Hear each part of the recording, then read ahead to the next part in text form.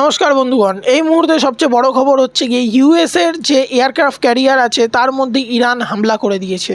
তো হামলা করার পরে খুব ক্ষয়ক্ষতি হয়েছে। এরা মানে ইউএস নেভি হচ্ছে গিয়ে পিছিয়েছে, তাদের এয়ারক্রাফট ক্যারিয়ারকে পিছিয়েছে। মানে ভাবতে পারছেন, একবার যদি এয়ারক্রাফট ক্যারিয়ারটা যদি ধ্বংস হয় তাহলে আমেরিকার বিলিয়নস অফ ডলার্স নষ্ট হয়ে যাবে, বিলিয়নস অফ ডলার্স পুরো জলে চলে যাবে। ঠিক আছে, তো কেন?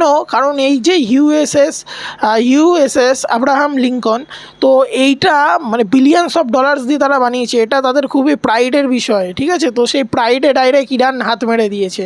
আর ইউএসের যে ডোনাল্ড ট্রাম্প, উনি এই মুহূর্তে এটাকে স্বীকার পর্যন্ত করছে না যে হ্যাঁ সত্যিকারে আমাদের এটার মধ্যে অ্যাটাক হয়েছে। উনি বলেছে যে না না এরকম কিছু হয়নি, কিন্তু ইউএস মিডিয়া সেটাকে ছাড়েনি। ইউএস মিডিয়া বলছে না, এতে হয়েছে, ঘটনা এতে হয়েছে, এতে অ্যাটাক হয়েছে। আর তার থেকে বড় কথা, তার থেকে বড় লস হয়েছে ইউএসের, যেটা হচ্ছে গিয়ে তাদের এয়ারক্রাফট রিফুয়েলিং যেটা ছিল ট্যাঙ্কার, USKC-135 ট্যাঙ্কার, তো এটাকে ধ্বংস করে দিয়েছে এই মুহূর্তে ইরান মেরে।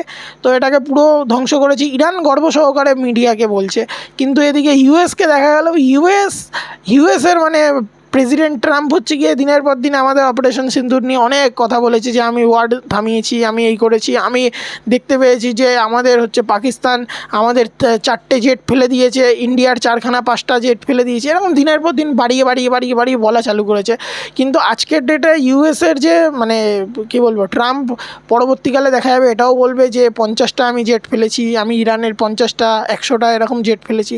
এই যে 100 যে সংখ্যা এরকম যে বলবে, কিন্তু নিজেরটা কি বলবে? নিজেদের কটা জেট এরকম পড়েছে, নিজেদের কটা ফাইটার জেট এরকমভাবে পড়বে, কটা F-35 এরকমভাবে পড়বে, সেটা কি বলবে?